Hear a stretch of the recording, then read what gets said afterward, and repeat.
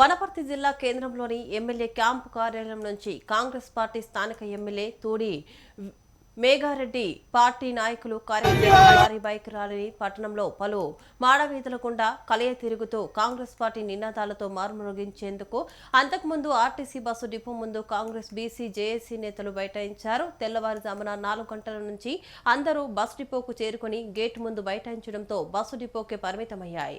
బంద్ ప్రశాంతంగా కొనసాగింది. వ్యాపారాలు స్వచ్ఛందంగా షాప్ మూసివేశారు.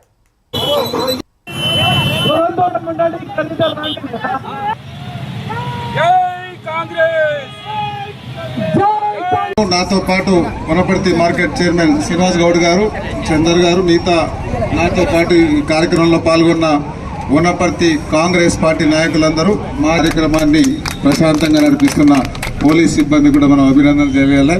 దాంతోపాటు ఈ కార్యక్రమానికి ముఖ్య ఉద్దేశం గౌరవ మన కాబోయే భావి భారత ప్రధాని రాహుల్ గాంధీ గారు కన్యాకుమారి నుంచి కశ్మీర్ వరకు పాదయాత్ర చేసినప్పుడు 4000 కిలోమీటర్లు ఆయన పాదయాత్ర చేసినప్పుడు పాదయాత్రతో పాటు ఉదయం సాయంత్రము మధ్యాహ్నము టిఫిన్ చేసేటప్పుడు భోజనం చేసేటప్పుడు సాయంత్రంలో ఎక్కడో దగ్గర స్టార్ట్ కావాలి కాబట్టి మనం కామారెడ్డిలో మాట ఇచ్చినాం.